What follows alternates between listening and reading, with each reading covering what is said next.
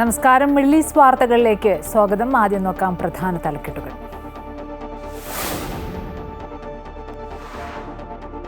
നാലാമത് ഹജ്ജ് സമ്മേളനം ജനുവരി 13 മുതൽ ജിദ്ദ സൂപ്പർ ഡോമിൽ. ഹജ്ജ് ഉംറ മന്ത്രാലയം സമ്മേളനം സംഘടിപ്പിക്കുന്നത് ഗസ്റ്റ് ഓഫ് ഗോഡ് സർവീസ് പ്രോഗ്രാമിന്റെ സഹകരണത്തോടെ. വിവിധ രാജ്യങ്ങളിലെ ഹജ്ജുമായി ബന്ധപ്പെട്ട ചുമതല വഹിക്കുന്ന മന്ത്രിമാർ, അംബാസിഡർമാർ, പൊതു സ്വകാര്യ NGO മേഖലകളിൽ നിന്നുള്ള 250 ഹജ്ജ് സർവീസ് സ്ഥാപനങ്ങളുടെ പ്രതിനിധികൾ എന്നിവർ പങ്കെടുക്കും.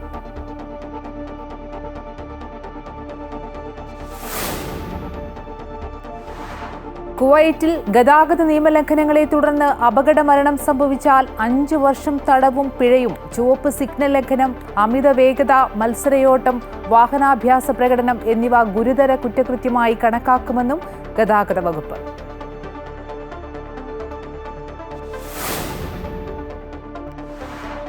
ബയോമെട്രിക് നടപടികൾ പൂർത്തിയാക്കാത്ത പ്രവാസികളുടെ ഇടപാടുകൾ മരവിപ്പിക്കാൻ കുവൈറ്റ് ബാങ്കുകൾ. ബയോമെട്രിക് നടപടികൾ പൂർത്തിയാക്കാനുള്ള സമയപരിധി ഡിസംബർ 31 വരെ. അടുത്ത ആഴ്ച മുതൽ ഉപഭോക്താക്കൾക്ക് ബാങ്കുകൾ മുന്നറിയിപ്പ് സന്ദേശങ്ങൾ അയച്ചു തുടങ്ങും.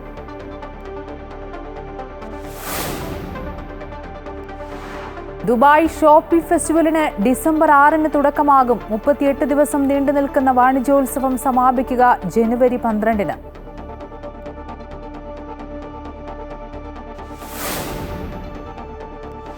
വയനാട് ദുരന്തം അതീവ ഗുരുതര വിഭാഗത്തിൽ ഉൾപ്പെടുത്തിയിട്ടുണ്ടെന്ന് പാർലമെന്റിൽ ആവർത്തിച്ച് കേന്ദ്രം. 2219 കോടി രൂപയുടെ പാക്കേജ് ആഭ്യന്തര മന്ത്രാലയത്തിന്റെ പരിഗണനയിൽ. കേന്ദ്രമന്ത്രി അമിത്ഷായെ കണ്ട് കേരളത്തിൽ നിന്നുള്ള MP-മാർ നാളെ തീരുമാനമുണ്ടായേക്കും.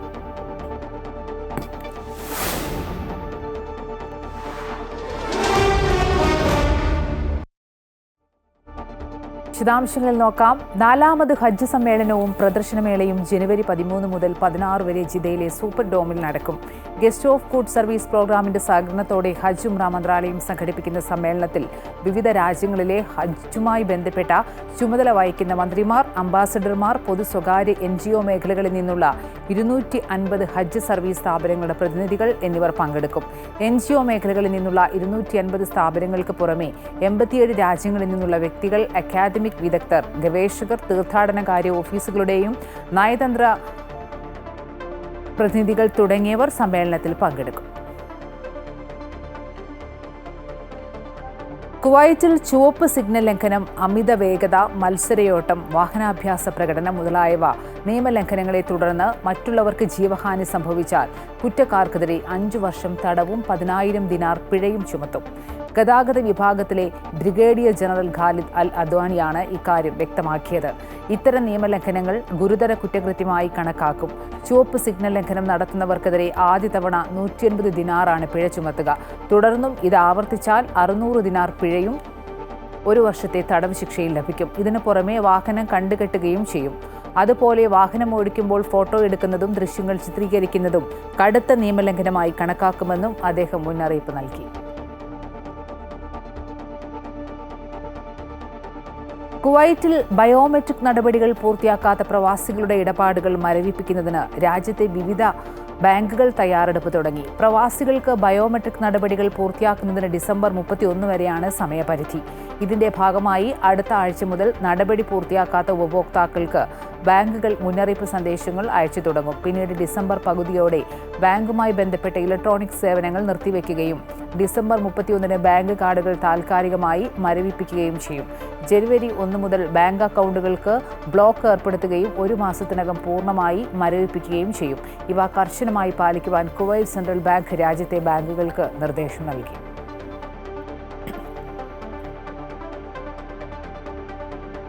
Senior chamber international middle east റീജിയന്റെ നേതൃത്വത്തിൽ സംഘടിപ്പിച്ച ഓണാഘോഷം ഓണാവേശം എന്ന പേരിൽ ദുബായ് എത്തിസലാത്ത് അക്കാദമിയിൽ അരങ്ങേറി. 500ഓളം അംഗങ്ങൾ പങ്കെടുത്തു. UAEയുടെ 53ാം ദേശീയദിനത്തോടനുബന്ധിച്ച് രാജ്യത്തിന് ബഹുമാനം അർപ്പിച്ചുകൊണ്ട് 50ലേറെ അംഗങ്ങൾ പങ്കെടുത്ത മെഗാ തിരുവാതിരയും അരങ്ങേറി.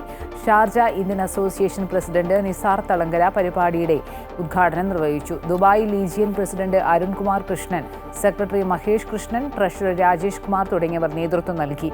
അംഗങ്ങളുടെ സ്കിറ്റ്, മെഡ്ലി, ഒപ്പന, കുട്ടികളുടെ ഫാഷൻ ഷോ തുടങ്ങിയ ഒട്ടേറെ പരിപാടികളും ഉണ്ടായിരുന്നു. ദുബായ് ഷോപ്പിംഗ് ഫെസ്റ്റിവലിന് ഡിസംബർ 6 തുടക്കമാകും. 38 ദിവസം നീണ്ടു നിൽക്കുന്ന വാണിജ്യോത്സവം ജനുവരി 12 സമാപിക്കും. ദുബായ് ഷോപ്പിംഗ് ഫെസ്റ്റിവലിന്റെ 30ാമത് പതിപ്പാണ് ഇത്തവണത്തേത്. ഷോപ്പിംഗ് ഫെസ്റ്റിവൽ ദിവസങ്ങളിലെല്ലാം എല്ലാ നഗരത്തിലെ വിവിധ ഇടങ്ങളിൽ കരിമരുന്ന് കലാപ്രകടനങ്ങളും ഡ്രോൺ ഷോയും ഉണ്ടാകും. ഷോപ്പിംഗ് പ്രേമികൾക്ക് ഇളവുകളോടെ ഇഷ്ടപ്പെട്ട ഉൽപ്പന്നങ്ങൾ വാങ്ങാനുള്ള അവസരമാണ് ദുബായ് ഷോപ്പിംഗ് ഫെസ്റ്റിവൽ. നഗരത്തിലെ വിവിധ ഇടങ്ങളിൽ സാംസ്കാരിക പരിപാടികളും ഷോപ്പിംഗ് ഫെസ്റ്റിവലിന്റെ ഭാഗമായി അരങ്ങേറും.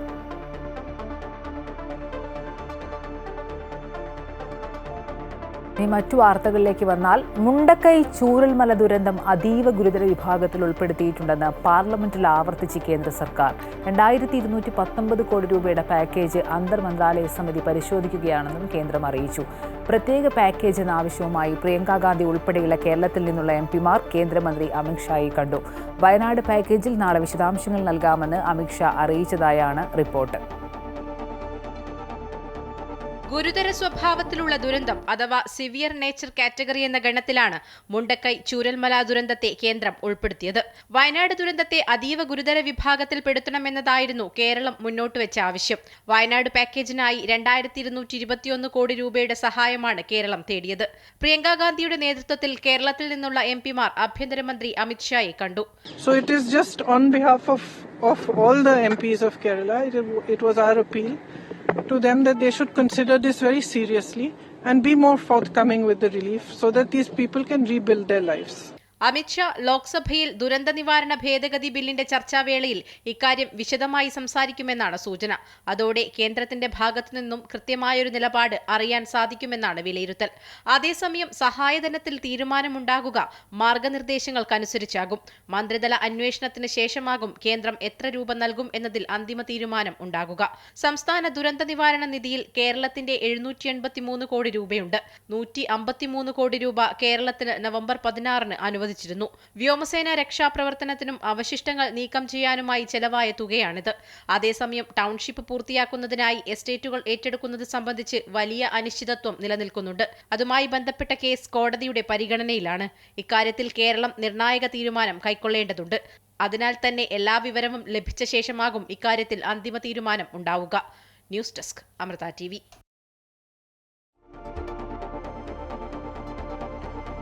മുനമ്പത്തെ വഖഫ് ഭൂമി വിഷയത്തിൽ പ്രതിപക്ഷ നേതാവ് വി. ഡി. സതീശനെതിരെ അതിരൂക്ഷ വിമർശനവുമായി കാന്തപുരം വിഭാഗം. മുനമ്പത്തേത് വഖഫ് ഭൂമിയല്ലെന്ന പ്രതിപക്ഷ നേതാവിന്റെ അഭിപ്രായം ശുദ്ധ അസംബന്ധവും അബദ്ധജടിലവുമെന്ന് കേരള മുസ്ലിം ജമാഅത്ത് പറയുന്നു.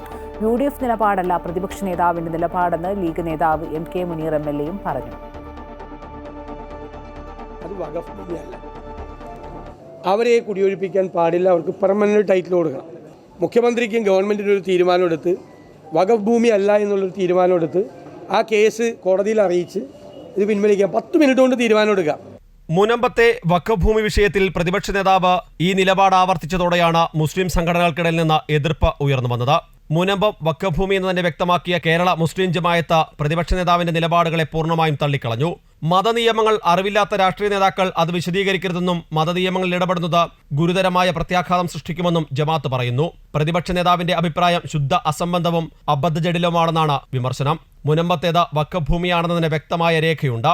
രേഖകൾ ഭൂമി വഖഫിന്റേതാണെന്ന് പറയുമ്പോൾ ഉത്തരവാദിത്തപ്പെട്ടവർ അതിനെതിരെ സംസാരിക്കുന്നത് അംഗീകരിക്കാൻ കഴിയില്ലെന്ന് കേരള മുസ്ലിം ജമാഅത്ത് പറയുന്നു. മുസ്ലിം സംഘടനകളെ ഇത്തരം നിലപാടിനെ പിന്തുണച്ച് MK മുനീർ MLA ഉൾപ്പെടെയുള്ള ലീഗ് നേതാക്കളും രംഗത്തെത്തിയിട്ടുണ്ട്. മുനമ്പം വിഷയത്തിൽ പ്രതിപക്ഷ നേതാവ് പറഞ്ഞത് UDF നിലപാടല്ലെന്ന് MK Muneer MLA Kozhikode പറഞ്ഞു.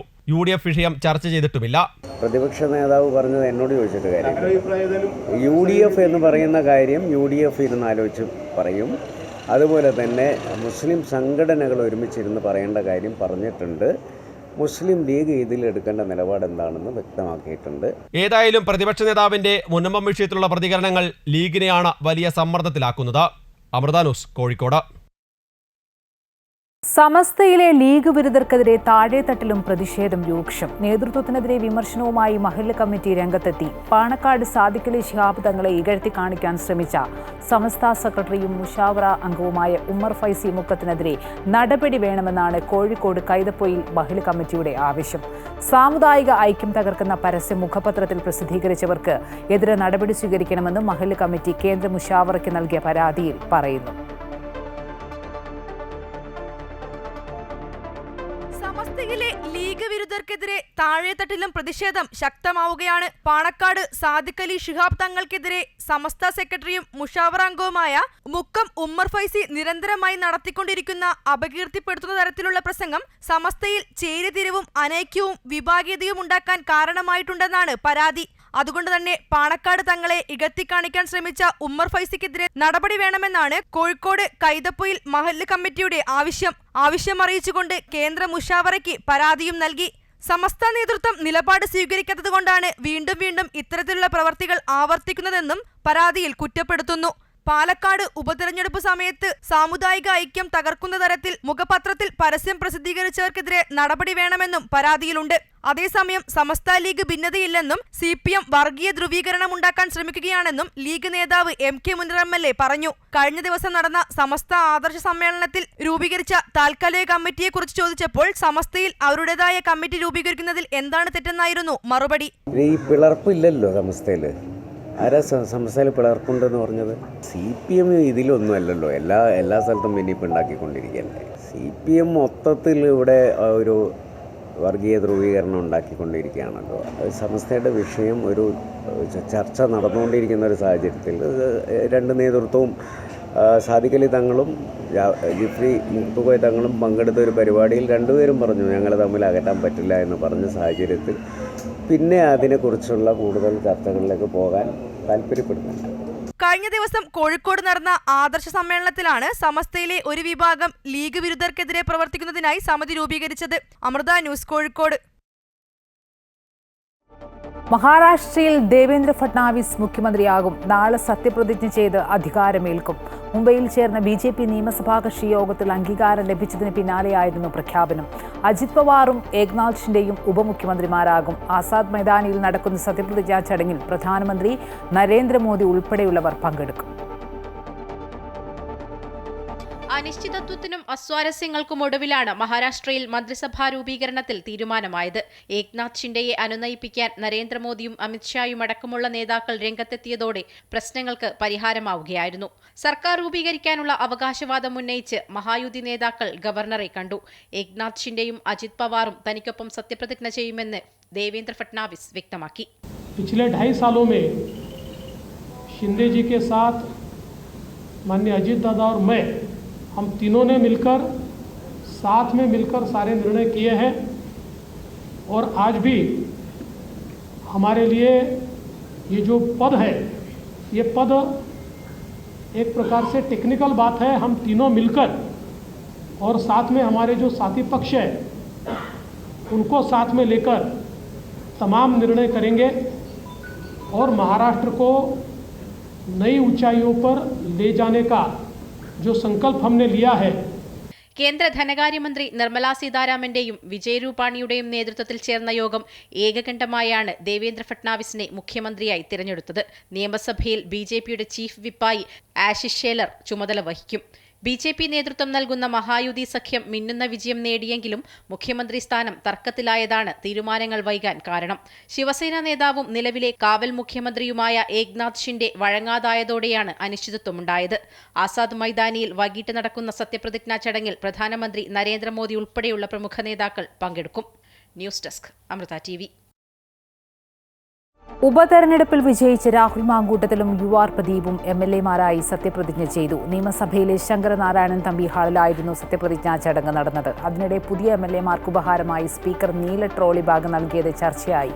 നിയമസഭാ ചട്ടങ്ങളും മറ്റ് അനുബന്ധ സാമഗ്രികളും പുതിയ MLA-മാർക്ക് നൽകാനായി നേരത്തെ വാങ്ങിവെച്ച ബാഗാണെന്നും വിവാദവുമായി ബന്ധമില്ലെന്നും സ്പീക്കറുടെ ഓഫീസ് അറിയിച്ചു. സ്പീക്കർ, മുഖ്യമന്ത്രി, പ്രതിപക്ഷ നേതാവ്, മന്ത്രിമാർ എന്നിവരുടെ സാന്നിധ്യത്തിൽ ശങ്കരനാരായണൻ തമ്പി ഹാളിൽ വിപുലമായ രീതിയിലാണ് സത്യപ്രതിജ്ഞാ ചടങ്ങ് നടന്നത്.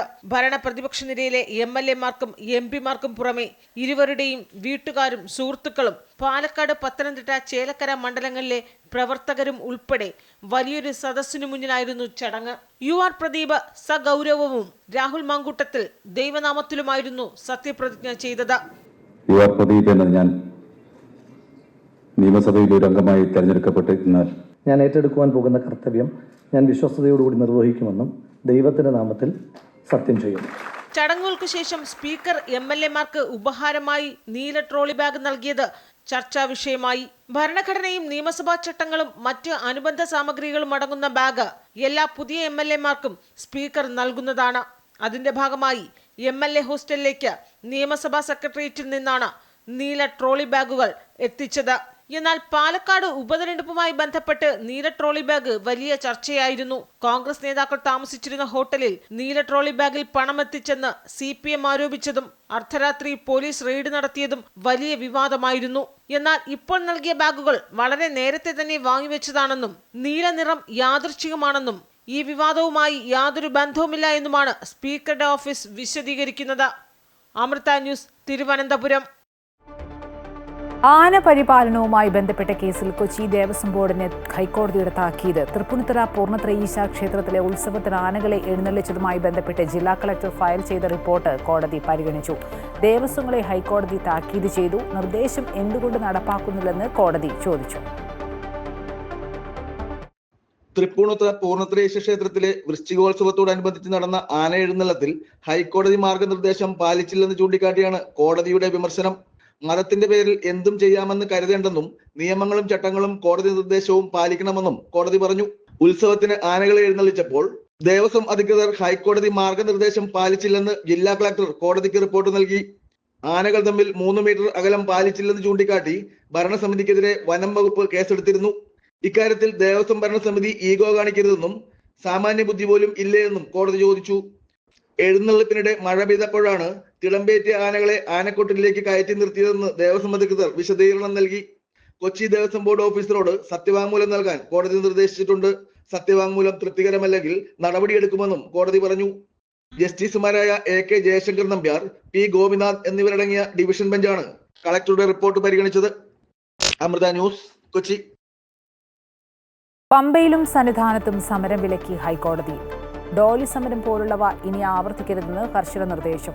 ശബരിമലയിൽ സമരം ചെയ്യുന്നത് ഭക്തരുടെ അവകാശങ്ങൾ ലംഘിക്കുന്നതിന് തുല്യമെന്ന് ദേവസ്വം ബെഞ്ച് നിരീക്ഷിച്ചു. അയ്യപ്പ ഭക്തരെ ബുദ്ധിമുട്ടിക്കുന്നത് അംഗീകരിക്കാനാകില്ലെന്നും തീർത്ഥാടന കാലയളവിൽ ഇത്തരം പ്രവൃത്തികൾ ഇനി പാടില്ലെന്നും ഹൈക്കോടതി ദേവസ്വം ബെഞ്ച് നിലപാടെടുത്തു. ഇതേ തുടർന്ന് പമ്പ, സന്നിധാനം എന്നിവിടങ്ങളിൽ പ്രതിഷേധങ്ങൾക്കും സമരങ്ങൾക്കും കോടതി വിലക്ക് ഏർപ്പെടുത്തി.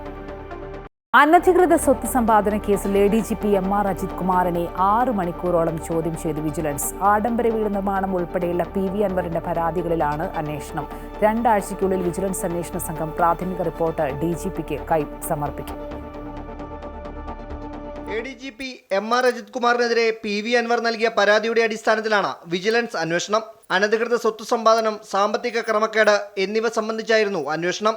കവടിയാറിലെ ആഡംബര ബംഗ്ലാവ് നിർമ്മാണം, കുറവൻകോണത്ത് ചട്ടങ്ങൾ ലംഘിച്ച് ഫ്ളാറ്റ് വാങ്ങൽ, മലപ്പുറം SP-യുടെ വസതിയിലെ മരം മുറിച്ചു കടത്തൽ, കള്ളക്കടത്ത് സ്വർണം മുക്കൽ എന്നിവയാണ് അജിത് കുമാറിനെതിരെ ഉയർന്നുവന്ന ആരോപണങ്ങൾ. PV അൻവറിന്റെ മൊഴി വിശദമായും രേഖപ്പെടുത്തിയ ശേഷമാണ് ഒരാഴ്ച മുമ്പ് ADGP MR അജിത് കുമാറിനെ ചോദ്യം ചെയ്തത്. വിജിലൻസ് SP KL ജോണിക്കുട്ടിയുടെ നേതൃത്വത്തിലായിരുന്നു ചോദ്യം ചെയ്യൽ. തന്റെ വാദങ്ങൾ തെളിയിക്കാനുള്ള രേഖകൾ അജിത് കുമാർ അന്വേഷണ സംഘത്തിന് കൈമാറി. അടുത്ത ആഴ്ചയോടെ അന്വേഷണ റിപ്പോർട്ട് DGPക്ക് കൈമാറും. പ്രാഥമിക പരിശോധനയിൽ കഴമ്പുണ്ടെങ്കിൽ അജിത് കുമാറിനെതിരെ കേസ് രജിസ്റ്റർ ചെയ്ത് വിശദമായ അന്വേഷണം നടത്താനാണ് അന്വേഷണ സംഘത്തിന്റെ തീരുമാനം. അമൃത ന്യൂസ്, തിരുവനന്തപുരം. 53ാമത് നാവികസേനാ ദിനം ആഘോഷിച്ച് രാജ്യം. നവീകരണവും സ്വദേശീവൽക്കരണവും വഴി കരുത്തും കഴിവും എന്നതാണ് ഈ വർഷത്തെ നാവിക ദിനത്തിന്റെ പ്രമേയം.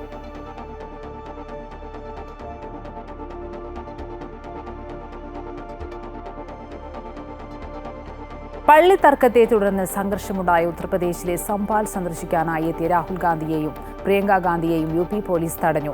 ഭരണഘടനാ അവകാശങ്ങൾ ലംഘിക്കപ്പെട്ടുവെന്ന് രാഹുൽ ഗാന്ധിയും പ്രിയങ്ക ഗാന്ധിയും ആരോപിച്ചു. ആരെയും അനുമതി കൂടാതെ സംഘർഷമുണ്ടായ മേഖലയിലേക്ക് കടത്തിവിടില്ലെന്ന നിലപാടിലാണ് UP പോലീസ്. രാവിലെ 9:30യോടെയാണ് ഡൽഹിയിൽ നിന്ന് രാഹുൽ ഗാന്ധിയും പ്രിയങ്ക ഗാന്ധിയും സംഘർഷബാധിത പ്രദേശമായ UPയിലെ സംഭലിലേക്ക് പുറപ്പെട്ടത്. രാവിലെ 11ഓടെ എത്തിയെങ്കിലും ഇരുവരെയും ഗാസിപൂർ അതിർത്തിയിൽ വെച്ച് UP പോലീസ് തടയുകയായിരുന്നു. രാഹുൽ ഗാന്ധിയും പ്രിയങ്ക ഗാന്ധിയും മറ്റ് നേതാക്കളും സഞ്ചരിച്ചിരുന്ന വാഹനവ്യൂഹം UP അതിർത്തിയിൽ പോലീസ് തടഞ്ഞതോടെ മുന്നോട്ടു പോകാനായില്ല. ബാരിക്കേഡ് വെച്ചും പോലീസ് ബസ് കുറുകെയിട്ടുമാണ് തടഞ്ഞത്. പോലീസ് അനുമതി നൽകാത്തതിനെ തുടർന്ന് 2 മണിക്കൂറിലധികം അതിർത്തിയിൽ കാത്തുനിന്ന ശേഷമാണ് നേതാക്കൾ മടങ്ങിയത്. പ്രതിപക്ഷ നേതാവിന്റെ അവകാശങ്ങൾ പോലും ലംഘിക്കപ്പെട്ടു എന്ന് രാഹുൽ ഗാന്ധി ആരോപിച്ചു. ഭരണഘടനാ അവകാശങ്ങൾ ലംഘിക്കപ്പെട്ടു എന്നാണ് പ്രിയങ്ക ഗാന്ധി കുറ്റപ്പെടുത്തിയത്.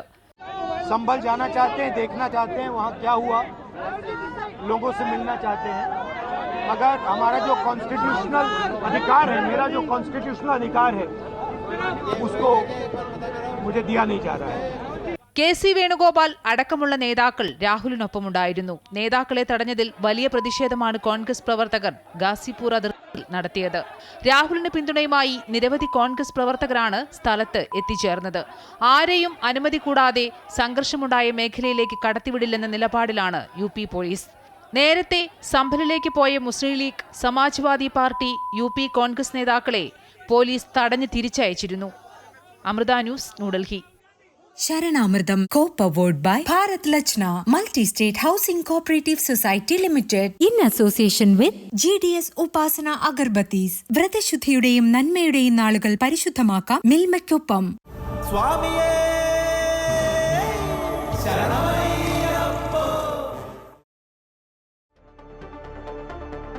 ശബരിമലയിൽ തിരക്ക് നിയന്ത്രണ വിധേയം. അനുകൂല കാലാവസ്ഥയിലും ഇടയ്ക്ക് പെയ്ത ചാറ്റൽ മഴ തീർത്ഥാടകർക്ക് ചെറിയ ബുദ്ധിമുട്ടുണ്ടാക്കി. മണിക്കൂറിൽ 2500-നും 3500-നും ഇടയിൽ തീർത്ഥാടകരാണ് സന്നിധാനത്തേക്ക് എത്തുന്നത്. കനത്ത മഴയെ തുടർന്ന് അടച്ചിട്ടിരുന്ന പരമ്പരാഗത കാനനപാതയും സത്രം പുല്ലുമേട് പാതയും 10 മണിയോടെ തീർത്ഥാടകർക്ക് തുറന്നുകൊടുത്തു. ഇന്നലെ ദർശനം നടത്തിയത് 75,453 തീർത്ഥാടകരാണ്. സ്പോട്ട് ബുക്കിംഗ് വഴി 12,239 പേരെത്തി. മണ്ഡലകാലം തുടങ്ങി ഇതുവരെ 13,92,335 തീർത്ഥാടകരാണ് സന്നിധാനത്തെത്തി ദർശനം നടത്തിയത്. പേഞ്ചൽ ചുഴലിക്കാറ്റിന്റെ പശ്ചാത്തലത്തിൽ ഇടുക്കി സത്രം കാനനപാതയിലൂടെ ശബരിമല തീർത്ഥാടകർക്ക് ഏർപ്പെടുത്തിയിരുന്ന നിരോധനം പിൻവലിച്ചു. ഇതോടെ തീർത്ഥാടകരെ ഇതുവഴി കടത്തിവിട്ടു തുടങ്ങി. ഫെയ്ഞ്ചൽ ചുഴലിക്കാറ്റിന്റെ പശ്ചാത്തലത്തിൽ ഇടുക്കി ഉൾപ്പെടെയുള്ള ജില്ലകളിൽ മഴ മുന്നറിയിപ്പ് നിലനിന്നിരുന്നു. ഇതേ തുടർന്നാണ് ശബരിമല ദർശനത്തിനായി പോകുന്ന തീർത്ഥാടകരുടെ സുരക്ഷ കണക്കിലെടുത്ത് ജില്ലാ ഭരണകൂടം കാനനപാതയിലൂടെയുള്ള യാത്രയ്ക്ക് താൽക്കാലിക നിരോധനം ഏർപ്പെടുത്തിയിരുന്നത്. എന്നാൽ കഴിഞ്ഞ ദിവസങ്ങളിലൊന്നും മേഖലയിൽ കാര്യമായ മഴ പെയ്തിരുന്നില്ല. കൂടാതെ വള്ളിത്തോട്, പുതുശ്ശേരി തുടങ്ങിയ തോടുകളിലെ ജലനിരപ്പ് സുരക്ഷിതമായ നിലയിലാണെന്നും കണ്ടെത്തി.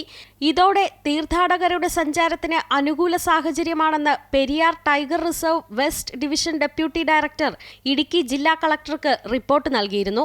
ഈ സാഹചര്യത്തിലാണ് തീർത്ഥാടകർക്ക് ഏർപ്പെടുത്തിയിരുന്ന താൽക്കാലിക നിരോധനം ജില്ലാ ഭരണകൂടം പിൻവലിച്ചത്. ഇത് സംബന്ധിച്ച ഉത്തരവ് വിവിധ വകുപ്പ് തല ഉദ്യോഗസ്ഥർക്കും കൈമാറി.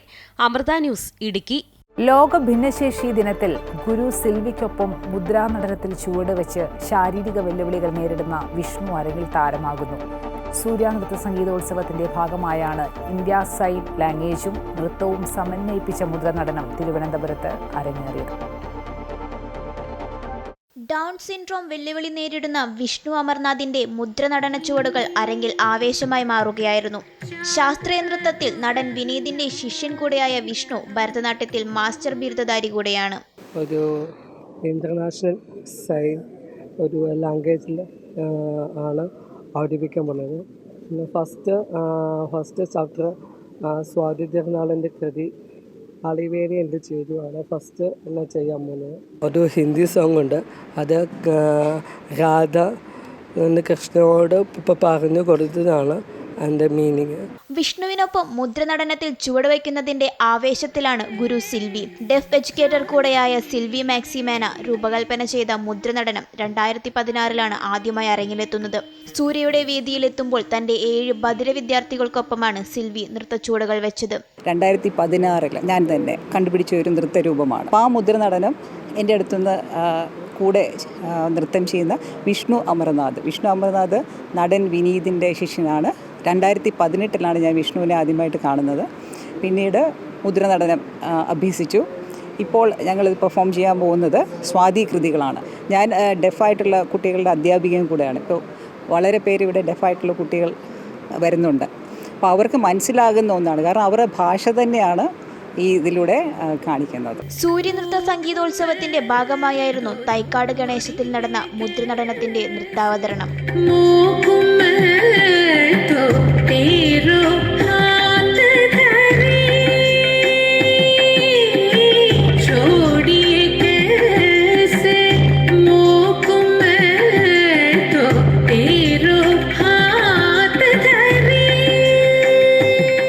അമൃത ന്യൂസ്, തിരുവനന്തപുരം. ലോക ചെസ് ചാമ്പ്യൻഷിപ്പിന്റെ 8ാം മത്സരത്തിലും ചൈനയുടെ ഡിംഗ്ലറിനും ഇന്ത്യയുടെ ഡി ഗുകേഷും സമനില വഴങ്ങി. ഒരു ഘട്ടത്തിൽ കളിയിൽ മുൻതൂക്കം നേടിയ ഗുകേഷ് ഒടുവിൽ സമനില വഴങ്ങുകയായിരുന്നു. ഇതോടെ ഇരുവരും 4 പോയിന്റുകൾ വീതം നേടി. നാളെയാണ് 9ാം മത്സരം. 14 ഗെയിമുകളുള്ള ലോക ചാമ്പ്യൻഷിപ്പിൽ ആദ്യം 7 പോയിന്റ് നേടുന്നവരാണ് വിജയിക്കുക. 7ാം ഗെയിമിൽ ആധിപത്യം നേടി വിജയത്തിലേക്ക് കുതിക്കുമ്പോൾ സമയസമ്മർദ്ദത്തിൽ ഗുകേഷ് വരുത്തിയ പിഴവുകളാണ് തിരിച്ചടിയായത്.